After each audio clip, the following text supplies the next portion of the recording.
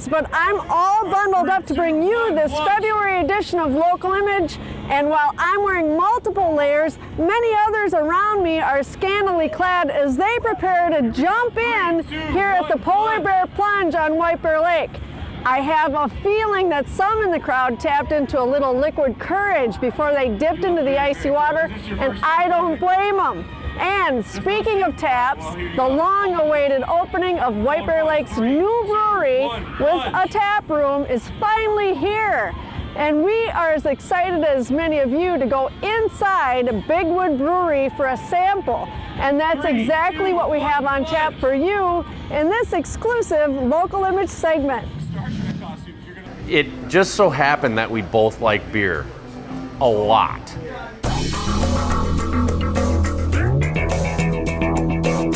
Steve's personality is all about making people laugh. The brand was all about setting the table for people to have a good time and put a smile on their face. This is what we are. We're real people. When I tell them I own a brewery, they're like, I know you don't think I should probably own a car, but I actually own a brewery. When you have a smile on your face, every day is a great day.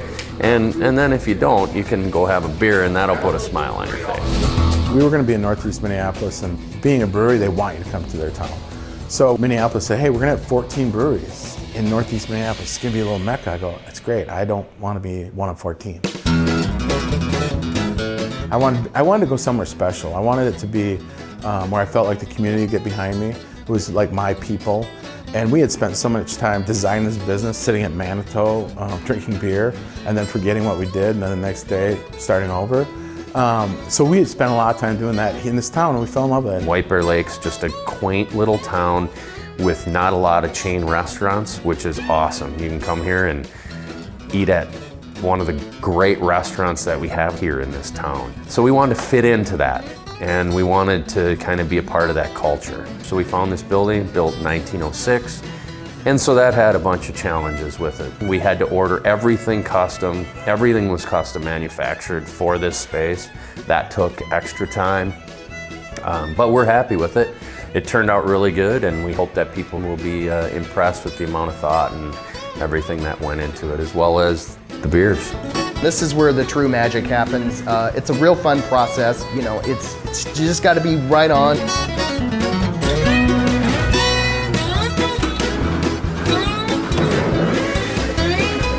This beer, if this beer turns out to be fantastic, which I think it might. It has a chance. I'm going to give it a chance. The next time I go to brew it, the more notes I take and the more specific and precise I can be, the easier it is for me to be able to duplicate it.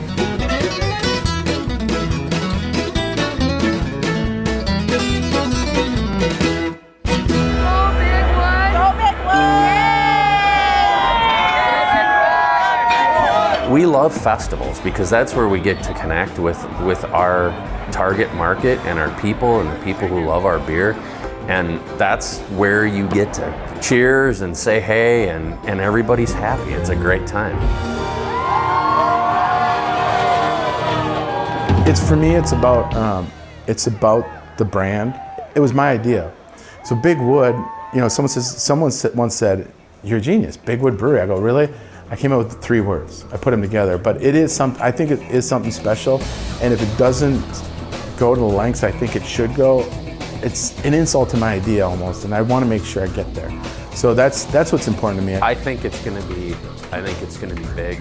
So hopefully they'll come in here, you know, they'll have a couple of beers, try some really good beers, try a flight, and then go out to eat at one of the great restaurants. I think the support in White Bear Lake has been, I would say surprising. I expected it, but I don't know that I expected it to the level that we get it.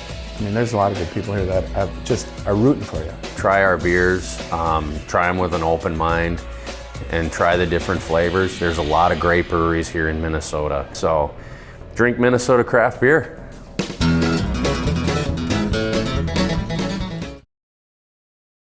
When it comes to heaviness, the ghost energies are trapped here for many different You'll reasons. find tonight as we progress through this is very many serious questions about death and dying will come out. People have a very big fear about losing their loved one and the connection to them once they are gone. And I think what this does is it proves to them of sorts in energetic / sort of scientific terms, they can't go anywhere, and how they are omnipresent and how they are with us. And it's that actually us. It's us that is the one that does not allow. We're the ones that don't allow the receiving of that love energy once somebody's gone, because again, we are trained to see, touch, and feel, and gosh, if my mom isn't here in 3D, I can't have a relationship. And I think what this class often does is it demystifies that. What would you hope for yourself for the future? I would hope for myself that this message gets out more. I had a wonderful gentleman not long ago that said, oh my gosh, this is so cool. Why doesn't anybody know about this? Is it new? And I almost fell off my chair. This goes back to the ancient seers. This has been around since the beginning of time. My goal before my lifetime is, whether it's me or it, I would love to see this accepted in the hospitals. I would love to see a healer walking through and clearing energies after a patient is in a room. I would love to see people retained and on staff to teach the death process. I would love the message to get out so much louder and stronger that this is not scary stuff. It's real and it's empowering. It isn't woo-woo, it isn't magic, it's real energy, and it can be very empowering, and it can be very dangerous in terms of your health. Get this information so that you can self-heal. Get off the meds, get off the craziness, get out of the cycle of madness that we're in as a human race, and start to take care of oneself, because the better you are here, the easier death process will be. They don't know where to go or how to find the light. Nobody tells us in 3rd grade, hey, A, there is a light, B, you get to go, C, you should go, okay? Nobody really tells you that. And if you don't have a family that even talks about it, and you don't even know that you're supposed to find the light, just think you're kind of out there going, what? And so you have to understand, yes, there is a light, and you do indeed get to go, okay? There are miracles every day in front of your face, but you can't necessarily see, touch, or feel them. Start to remember what it felt like to be a kid. Regenerate that inner child magic and command miracles in your life. And then when they appear, 2 things. Don't not believe them because you asked for it. So you got it, and then be grateful. So openness and gratitude will change the way that your world exists. And then you will start to understand this co-creation is mine, it's my birthright. And that's when it starts to get fun.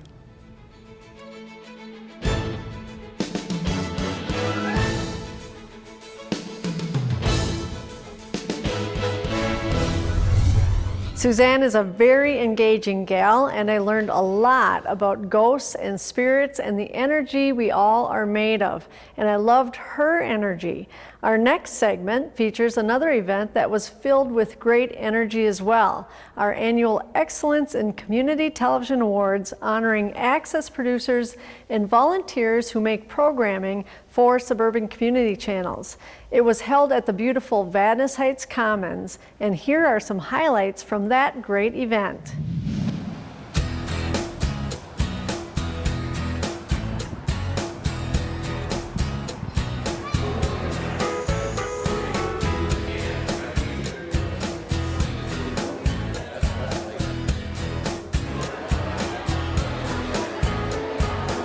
Once again, I do want to welcome everybody to the 2013 Community Television Awards, Excellence in Community Television Awards. Yes, definitely.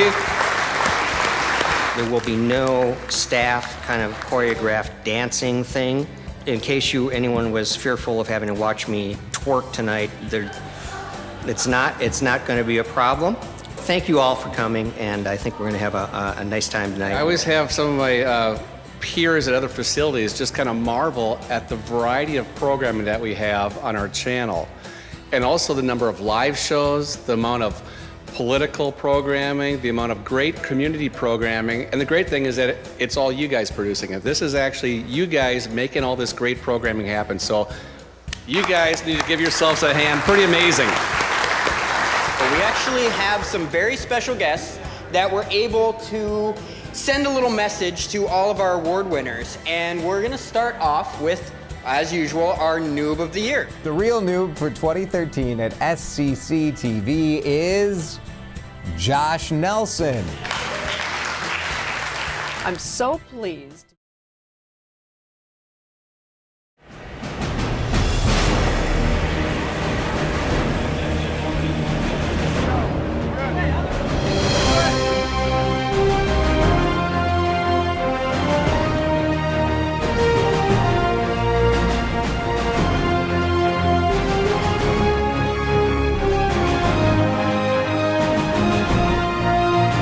everybody first says, John, you're crazy. And then we want to be a part of it. How fun is this? Let's do it. And then when I asked for ridiculous things, they said, and what else do you need? What else can I give you? It's really been great.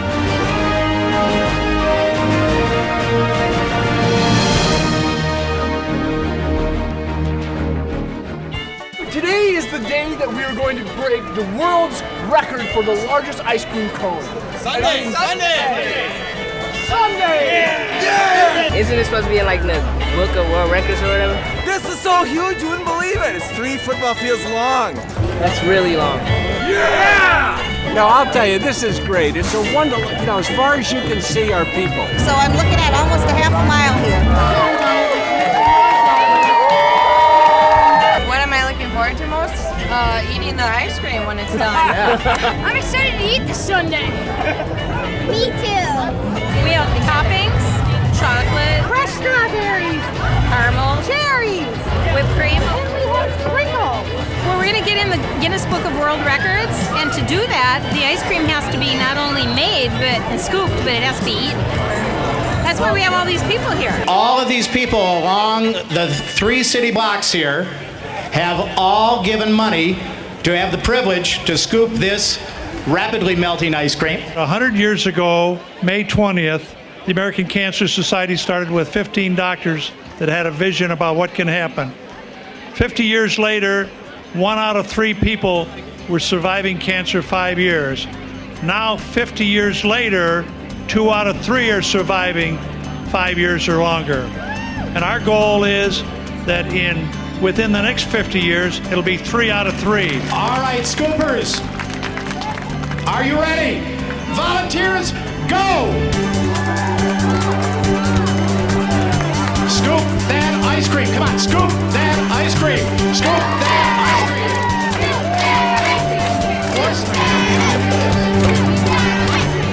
It's a big pile of ice cream going down the middle of a road. You just don't see that every day.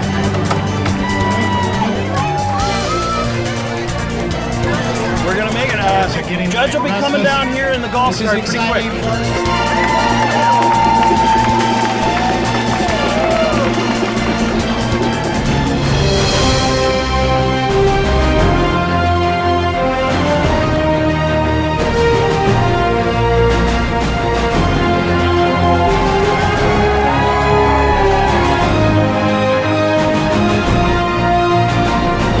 White Bear is a fun place to be. It's great for community building. Bringing the community together, it seems. All sorts of people. To have relationships with people, it makes everyone stronger. From little kids to old grandparents, it's good to see everyone come out in beautiful weather. People can come together, and it's a marvelous experience.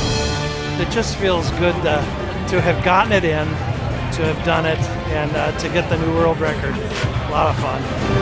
Each step I would hear these cancer stories, how it's affected people's lives, and you realize it's for a good cause. And I sincerely believe that one of these dollars we raise someday, it will fund the cure to beat this disease. If we can do that, that's great.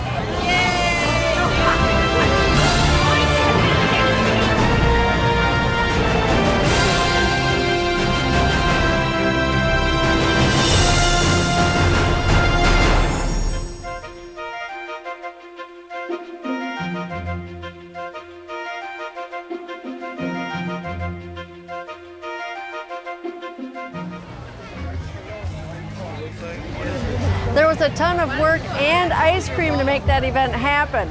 Congrats to organizer John Lupo and all the volunteers along with the City of White Bear Lake for their support. The Guinness folks will be busy reviewing and verifying the attempt, and soon we will all find out if the world's longest ice cream sundae will indeed be a world record holder and be the cherry on top of what was a great 2013 Manitou Days. Now, let's set sail for our next story featuring the White Bear Lake Sailing School and a recent sailing White Bear Lake.